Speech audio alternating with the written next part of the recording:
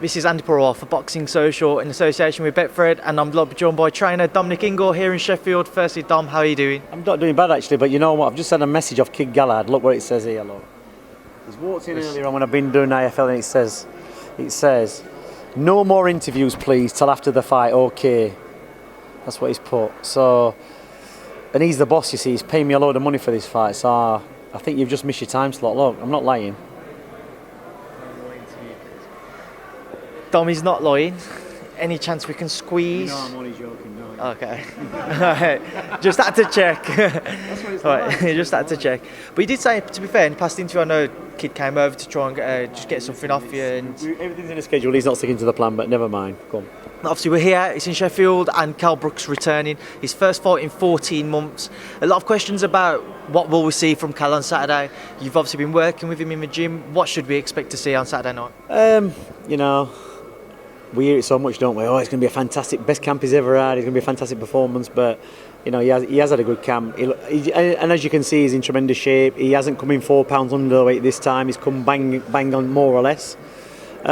He's been spoiling a lot of young kids, a lot of young amateurs, kids who are game, fresh, who want to really cut the teeth on him. And that's what you need. You need somebody with a bit of determination and who is young, and they're going to come and make a name for themselves because they're very fast, they've got reflexes, they're strong. And that's what Kel needs. I mean, DeLuca's 30. The kids that Kel's been sparring, 23, 24, 25, yeah, they might lack experience, but for 2 rounds, they're dangerous kids. And he's been handling those kids, getting out of the way of shots, avoiding shots against younger kids. So he's been looking good. And, you know, we'll see on Saturday night the performance. He's done the training right, he's done the sparring right, he's done the weight right. All we need now, the box to tick off is, you know, the fight. Make sure he fights the right fight. And there's very few instances where I've seen Kel like this, where he's gotten in looking like this and putting a rubbish performance. It's been a good performance. It's almost 2 years since I trained him for a fight. The last fight I trained him for was Rabchenko, which was March 2018. He's been back in the gym for 8 months. From what I've seen and how he's done it, he's looked well. But you know, you can't beat for all the time. And you know, even if you're training all the time or you're inactive, it catches up with you at some point. Hopefully, it's not going to be Saturday night. I think he's going to put in a good performance, and he can build on that maybe for the next 12 to 18 months. But if he puts in a bad performance, then we have to sit down and have a chat and see where it's all going, because you know, he's done everything right for the last 6 months. You know, he should be boxing well, and if he doesn't, then there's going to be questions asked. Before we come on to Carl's time away from yourself and everything, just to stick with the fight, why Mark DeLuca? Why Mark DeLuca as the first opponent working back together again? Just a couple of opponents in the hat, and he was a southpaw. Kel likes fighting southpaws, believe it or not, even though Errol Spence beat him. And I think it's somewhere down the line. I think the promotional team over in Boston and maybe involved with Andrade, it was an easy fight to make. So yeah, he's tough, his game. I think he's an ex-Marine or a Marine. I have seen him fight, and he's one of them fighters. I think that he will test Kell Brook. If Kell's got nothing left, he will beat Kell Brook, and if Kell's got something left, he should beat this kid in style. So that's where I'm thinking. You know, I looked at the guy and thought, you know, he fits the bill. He's game enough. He can punch, and he'll come for a fight, and he'll put it on Kell. He won't be intimidated, and you know, it's a stiff enough test for Kel. So he'll tell us where Kell Brook is. Obviously, for these past 14 months since Kel last fought, he's been trying to get either the Amir Khan fight or a world title fight. He's been trying to secure something. It hasn't come off. But even if you used to look back further, since he beat Sean Porter, whenever I go on social media, whenever we put videos up involving someone who works with Cal, people say his career hasn't been guided in the right manner. He should have been given certain fights. When you look back and you reflect on Cal's career, do you think, yeah, we should, not necessarily in your case, but for other people working with him, other fights should have been secured for him, other world title, unification bouts, etc.? What I'm going to say is this, and pay attention. When you're a fighter, a world champion at a certain level,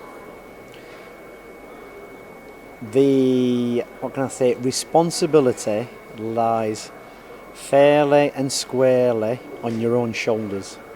Understand? Yeah. You can get offered fights all day long. If you're not in the right place, the right mindset, the right weight, the right training camp, or wherever you are, you're not going to take that fight. And, you know, consistency is a key in boxing. You've got to be consistent in your training and your performances. And when Kel has fought, he has been very good, but he has been marred with injury, things going off outside of the ring. He got his legs slashed. There's lots of problems, sockets going, but a lot of the time he's been, not motivated because the fights he's wanted haven't come, but they probably haven't come at the right time.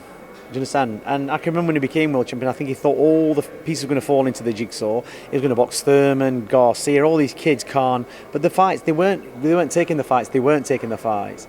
Errol Spence stepped up to the plate. But, people can say what they want about his career. Boxers have to fight and they have to take fights. But I would say 9 cases out of 10, generally, the inconsistency with fighters not getting where they want to be is down to the fighter. That's where it is. And I've trained a lot of fighters in my time. Nazim Ahmed, Junior Witter, Johnny Nelson, big names. And it's across the board.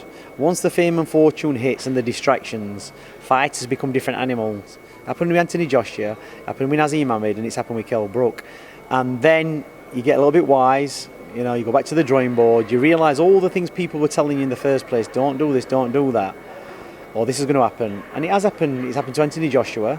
They all get roped into the fame game. Even Ruiz got roped into the fame game. You've got some fellow who's never made a fortune. All of a sudden he's making millions and he puts on a load of weight. He's living the life. How on earth is he going to beat Anthony Joshua the second? He's not going to beat him. So, people can say what they want.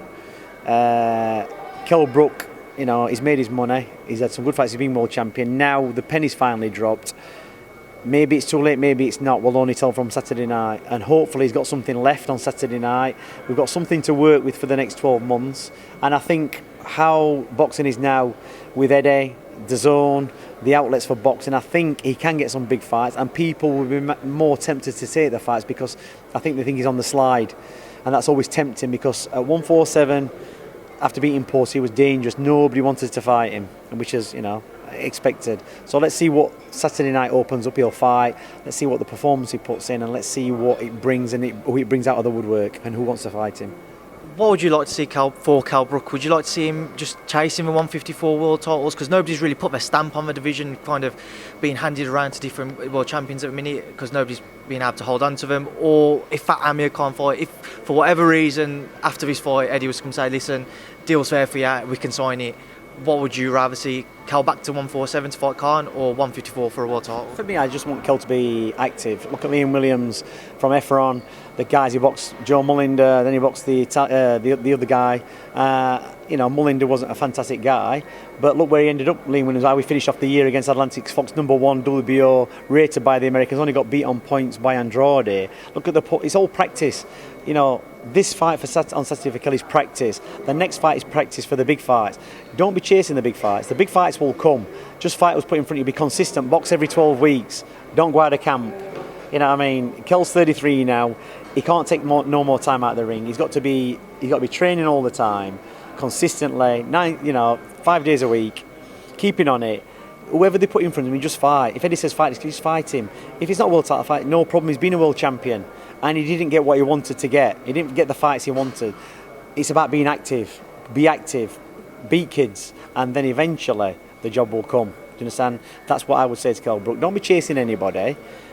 Just if Eddie says this is who you're fighting, just fight who's put in front of you. That's what you've got to do. Obviously earlier on in the interview you mentioned that it was 2 years ago since you last actually had Kell for a fight. Obviously Kell went away to train with John Fuchs for the Michael Zarafa fight. When Kell first come to you and said, I'm going to do this with John for this fight, what was your initial reaction to Kell deciding to move away from the Ingle camp for that period? Well, this is how I look at it. You're a smart kid. I think your dad's got a few quid. And he's hiding it from me. Well, let's just say one thing. If your dad had a £300,000 car, he had a Lamborghini, would he let you drive it?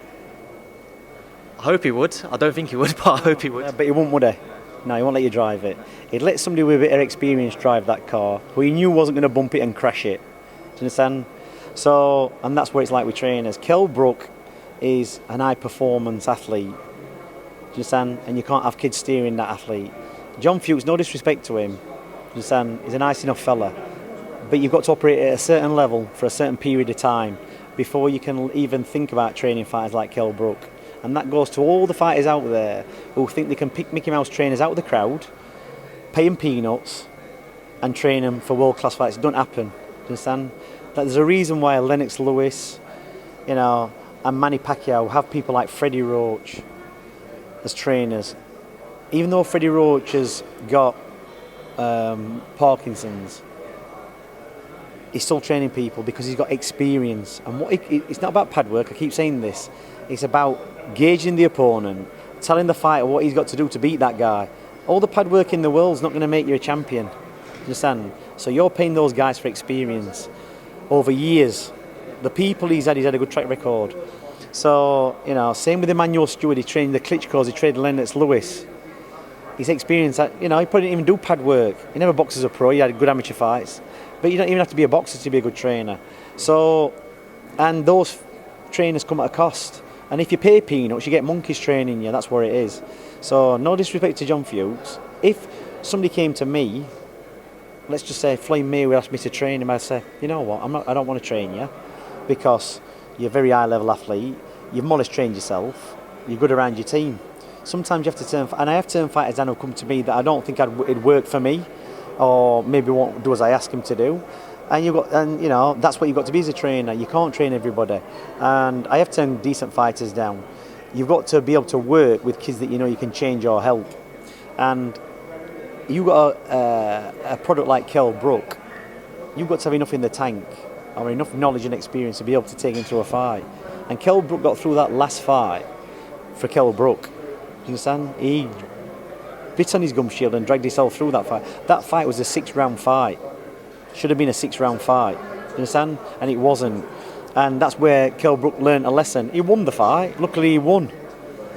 But, you know, you've got to be very careful when you get in that fight. You get into fights. You've got to have somebody who knows when to stop a fight, start a fight, what to do in a fight.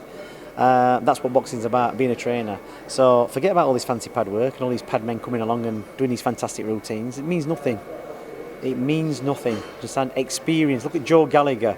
Joe Gallagher came from the Phil Martin School of Trainers. Phil Martin was a trainer from Manchester years ago. And most of the trainers in Sheffield, Ryan Rose, Dave Colwell, they came from our gym. I trained them. Do you understand? I trained them. And they're doing all right. And they're doing all right because they came through the Brendan Ingle system of training. That's where they get, so they might not have got a lot of experience in their own right, but they've drawn on experience. That's how they become good trainers. And I see some of these trainers around now, and I've never heard of them. Look at Robert McCracken, he's been around, he boxed. Look how he trained Howard Eastman. Look at what a job he did on Cole Froch. Look what a fantastic job he did on Anthony Joshua. Do you understand? Nobody can ever undermine him because he knows what he's doing. He's proved it time and time and time again at a very, very high level. Do you understand? And it's not for anybody else to make, you know, assumptions on him. He knows what he's doing, and he trains the GB team. He's got experience. He should never be questioned. But unfortunately, people do question it. Do you understand?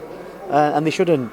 So, you know, that's my take on trainers and boxers. And Brook, you know, hopefully puts in the performance.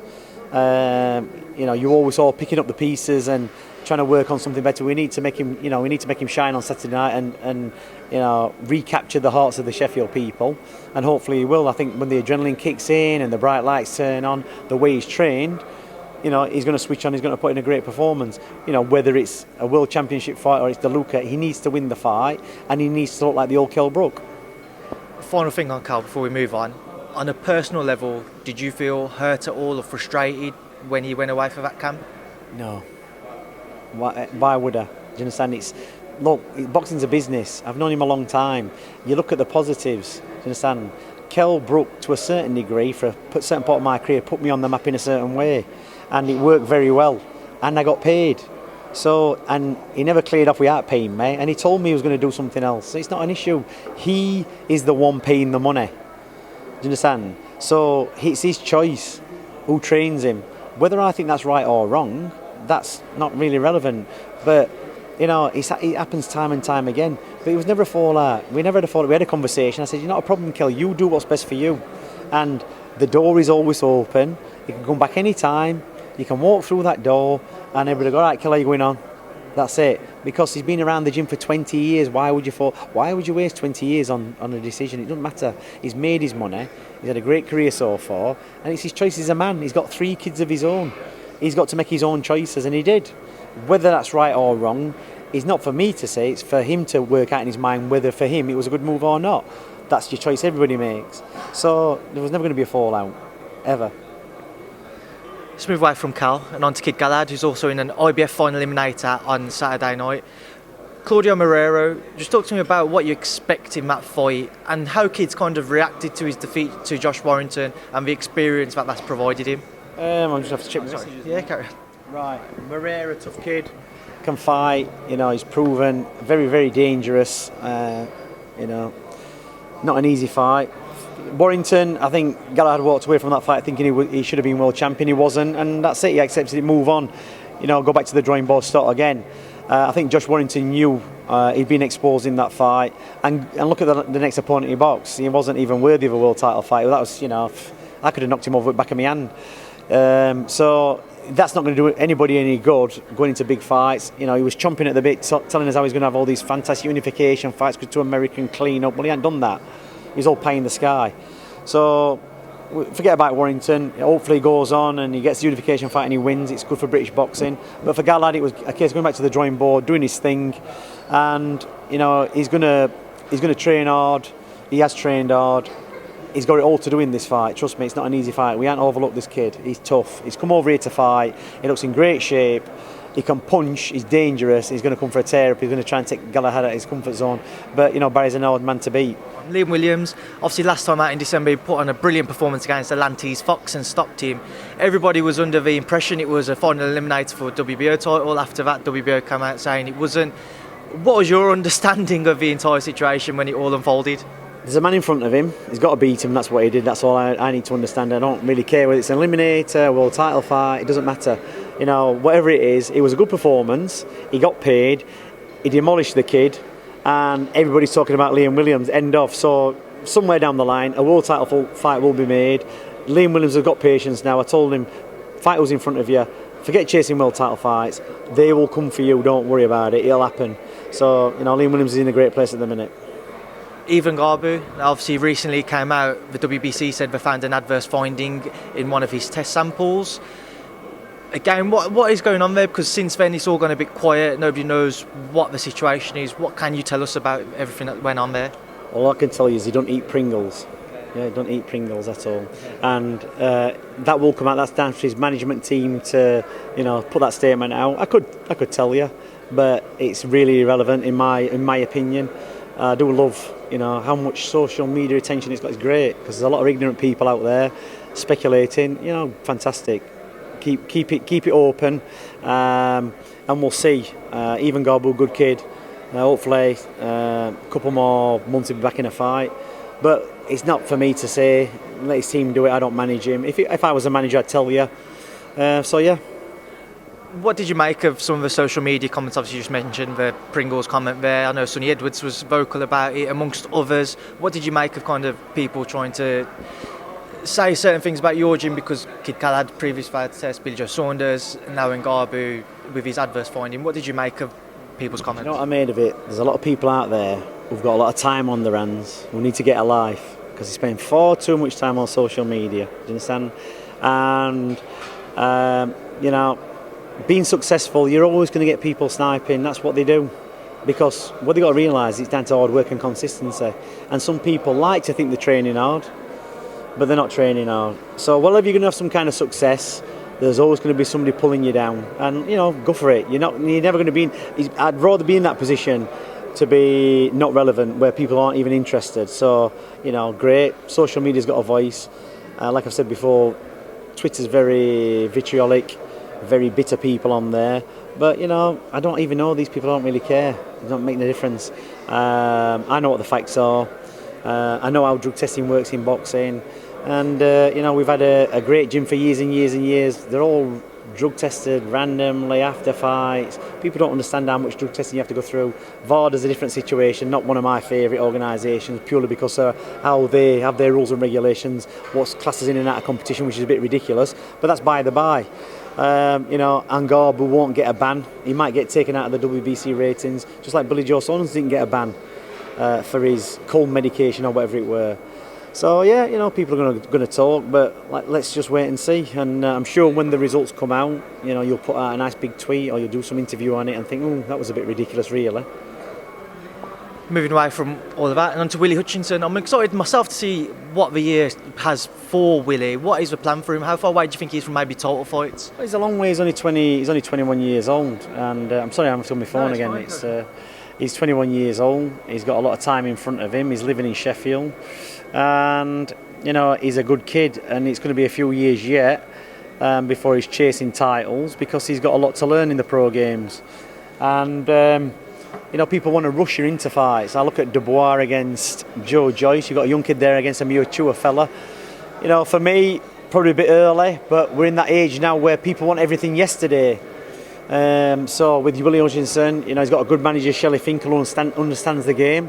We've got a good relationship, and I will be looking, maybe 15, 16, 17, 18, even 20 fights before Willie Hutchinson even starts touching British title fights. It'll be in some good fights, but he's only young and there's a lot to develop, because he's one of the fighters that once he gets up there, he's got to stay there. And generally when fighters who are young don't stay there, it's because of inexperience. So he's got a lot to learn. He's obviously moved away from Scotland, miles away, to live in Sheffield. He's just finding his feet there. And he's going to be a good kid, and it's going to be a good 10-year project. And he's going to be a good kid. He's going to win maybe titles from super middleweight to light heavyweight. It's going to be good. Just quickly get your thoughts on a few fights that are on the up and coming. You just mentioned Dubois Joyce there. What are your thoughts on it, though, Don? It's hard to say, because Joyce is a tough kid. He's very he's very deceptive. He can fight. He's been in with good quality opposition. But Dubois, game is young. He can punch. Who knows? For me, probably needs a bit more building. But who knows with that fight? Who knows? It's going to be. There are kids at that age, 20, 21, 22, like Dubois, who pull it off. So I don't watch too much of him. I'm a bit undecided. I'd have to say, I don't know. That's what I'd have to say. And about 2 weeks away now from Wilder Fury 2. Dom, just break that down for me. How do you see it playing out? They've both boxed each other. Tyson's got a very good boxing brain. Deontay Wilder, on its simplest terms, is a one-punch wonder, which he is.